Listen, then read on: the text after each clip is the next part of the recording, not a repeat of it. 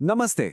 आज के इस एक्सप्लेनर में हम ट्रेडिंग की दुनिया के सबसे मशहूर टूल रिलेटिव स्ट्रेंथ इंडेक्स यानी आरएसआई की एक ऐसी डीप डाइव लेने वाले हैं जो सच में चार्ट्स को देखने का नजरिया पूरी तरह से बदल कर रख देगी। देखिए, ये सिर्फ चार्ट पर ऊपर नीचे होने वाली कोई आम सी लाइन नहीं है, ये मार्केट की असली धड़कन है। तो अपना पूरा फोकस यहाँ रखिएगा क्योंकि आज का ये सफर बहुत ही मजेदार और आई ओपनिंग होने वाला है। शुरुआत करते हैं एक ऐसे आंकड़े से जो शायद आपको चौंका दे। क्या आपको पता है कि लगभग 90% लोग, जी हां 90% लोग आरएसआई का इस्तेमाल बिल्कुल गलत तरीके से करते हैं। लोग बस इसको एक अंधा बाय या सेल सिग्नल मान लेते हैं। एक खास नंबर दिखा और बस ट्रेड ले लिया। और फिर क्या होता है? अचानक मार्केट पलट जाती है और लोग ट्रैप हो जाते हैं। ऐसा इसीलिए होता है क्योंकि उस नंबर के पीछे की जो असली कहानी है ना, उसे पढ़ना ही नहीं आता। तो इसलिए आज हम इन सभी परतों को एक एक करके खोलेंगे। हमारा एजेंडा काफी क्लियर है। सबसे पहले आरएसआई का रियलिटी चेक, फिर इसके मैकेनिक्स और मार्केट इमोशंस, उसके बाद वो खतरनाक 70 और 30 जोन का ट्रैप, एडवांस कॉन्सेप्ट्स और डाइवर्जेंस, प्रोफेशनल ट्रेडर्स की रणनीतियां और आखिर में वो जानलेवा गलतियां जिनसे हर हाल में बचना है। चलिए बिना वक्त गवाए पहले सेक्शन पर आते हैं। एक, the RSI reality check, what the indicator actually is. ये जानना बहुत जरूरी है कि आखिर चार्ट पर जो हम देख रहे हैं वो असल में है क्या। देखिए, मार्केट कभी भी एक सीधी लाइन में ऊपर या नीचे नहीं जाती, राइट? ये हमेशा वेव्स या लहरों की तरह चलती है। तो आरएसआई बेसिकली एक मोमेंटम ऑसिलेटर है। इसे खास तौर पर यह नापने के लिए डिजाइन किया गया है कि इस वक्त पावर किसके हाथ में है, बायर्स के या सेलर्स के। ये 0 से 100 के स्केल पर प्राइस मूवमेंट की स्पीड, उसकी ताकत और मोमेंटम को नापता है। अगर बायर्स कंट्रोल में है तो आरएसआई ऊपर जाएगा और अगर सेलर्स हावी हैं तो ये नीचे आएगा। सिंपल।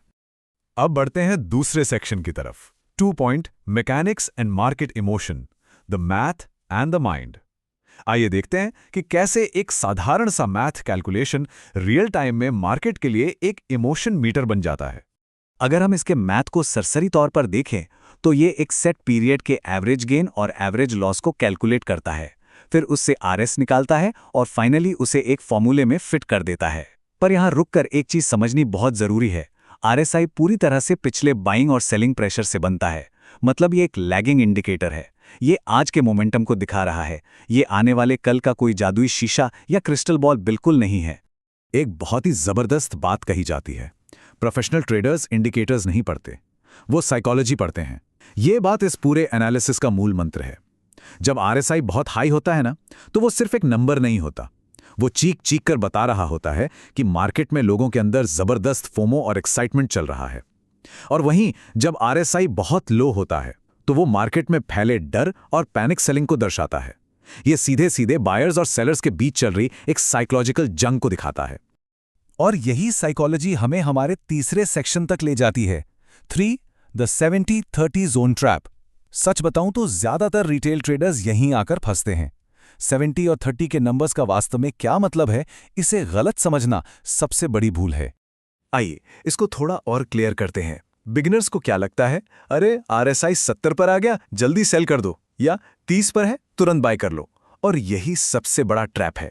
इस तरह एक स्ट्रॉन्ग ट्रेंड के खिलाफ बेट लगा ली जाती है, जबकि प्रोफेशनल रियलिटी इसके बिल्कुल ऑपोजिट होती है। अगर आरएसआई 70 के ऊपर है तो इसका मतलब है कि बाइंग मोमेंटम एक्सट्रीमली स्ट्रॉन्ग है। एक बुल मार्केट में प्राइस बहुत लंबे समय तक 70 के ऊपर टिका रह सकता है। उसी तरह 30 के नीचे होने का मतलब है सिवियर सेलिंग प्रेशर, यानी प्राइस और भी गिर सकता है। तो 70 और 30 कोई जादुई रिवर्सल पॉइंट्स नहीं, बल्कि इंटेंस मोमेंटम के जोन्स हैं। तो फिर सवाल ये उठता है कि हमें कैसे पता चलेगा कि वो स्ट्रॉन्ग मोमेंटम आखिर खत्म कब हो रहा है। इसका जवाब छिपा है हमारे अगले सेक्शन में, 4, एडवांस्ड कॉन्सेप्ट्स एंड डाइवर्जेंस। ये इस एक्सप्लेनर के सबसे पावरफुल हिस्सों में से एक है। यहाँ डाइवर्जेंस एक बेहतरीन क्लू की तरह काम करता है।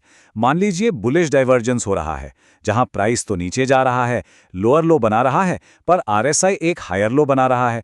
इसका मतलब क्या हुआ कि सेलिंग प्रेशर की हवा निकल रही है और मार्केट शायद ऊपर की तरफ पलट सकती है। वहीं बेरिश डाइवर्जेंस में प्राइस हायर हाई बनाता है, लेकिन आरएसआई लोअर हाई बनाने लगता है, यानी बाइंग मोमेंटम अब दम तोड़ रहा है और मार्केट जल्द ही नीचे गिर सकती है।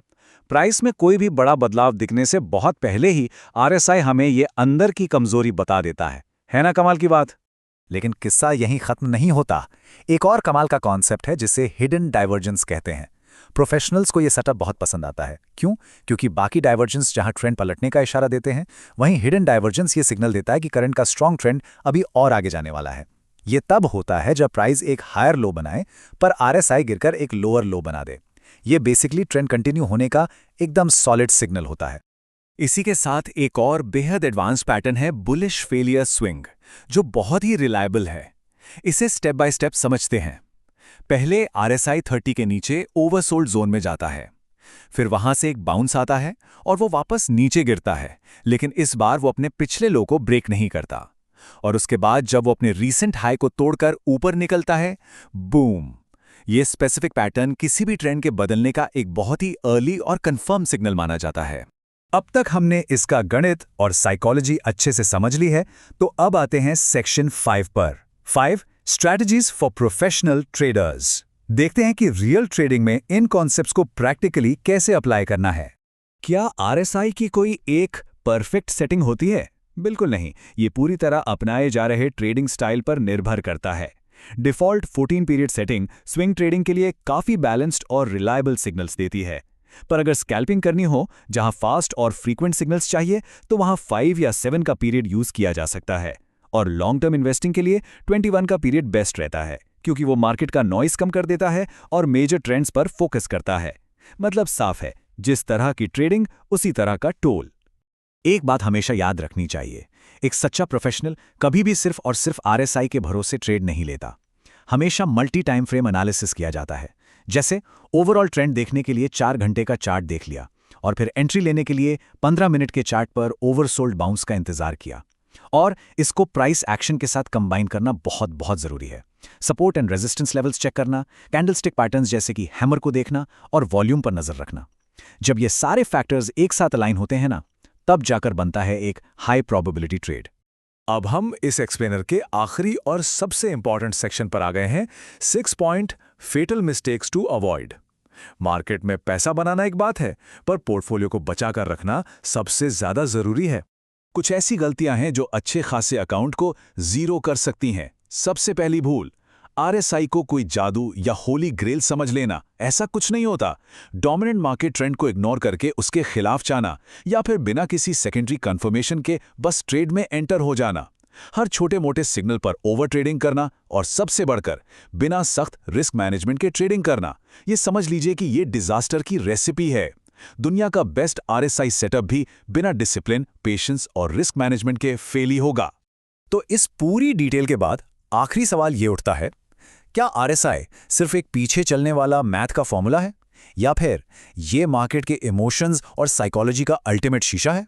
जब भी चार्ट्स को अगली बार ओपन किया जाए तो उस लाइन को सिर्फ एक नंबर की तरह नहीं, बल्कि बायर्स और सेलर्स के बीच चल रही उस मनोवैज्ञानिक लड़ाई की तरह देखा जाना चाहिए, जिसे आज हमने डिकोड किया है।